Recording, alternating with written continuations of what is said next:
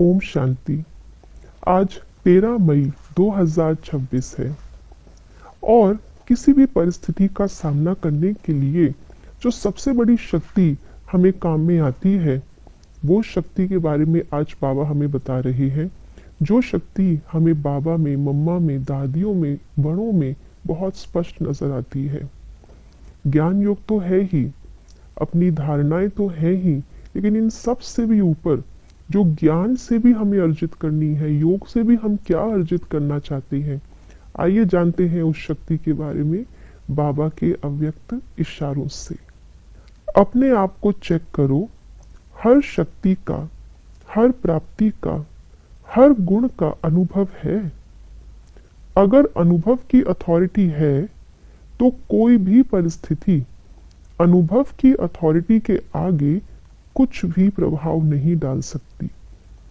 अनुभवी मूर्त कभी भी किसी भी परिस्थिति में अचल अडोल रहते हैं, हलचल में नहीं आते, क्योंकि सबसे बड़े से बड़ी अथॉरिटी अनुभव है। आवाहन करो जिस समय जिस शक्ति का, वो सेकंड में सहयोगी बनेगी।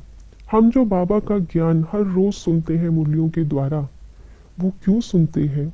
अगर सिर्फ हम हर रोज मुरलियां सुनते रहें लेकिन ज्ञान की पॉइंट को शक्ति के रूप में अनुभव ना करें, तो क्या परिवर्तन संभव है? उतना नहीं। ऐसे ही योग में भी सिर्फ बैठ जाना साइलेंस में योग नहीं है। जब हम अपनी आत्मिक स्थिति का अनुभव करते हैं, साथ में बाबा के साथ का, उनके गुणों का, शक्तियों का, अपने वर्षे का अनुभव करते हैं, तब योग से बल मिलता है।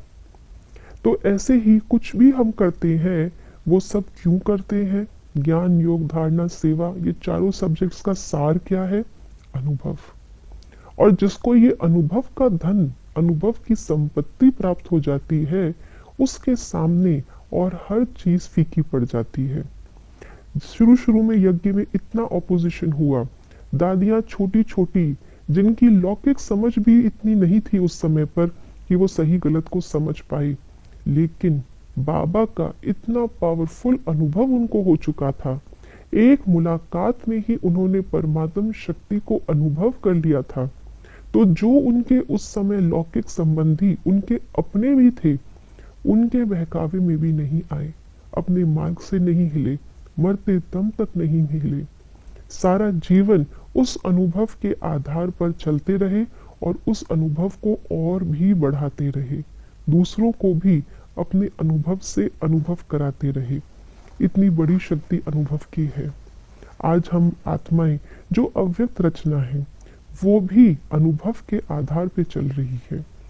तो इसीलिए बाबा ने कहा, हर एक ज्ञान की पॉइंट को, हर शक्ति को, हर प्राप्ति को, हर गुण को जितना अनुभव में लाएंगे, तो अनुभवी को कोई भी अपने मार्ग से हिला नहीं सकता। वो सदा अचल अडोल रहेगा। ओम शांति।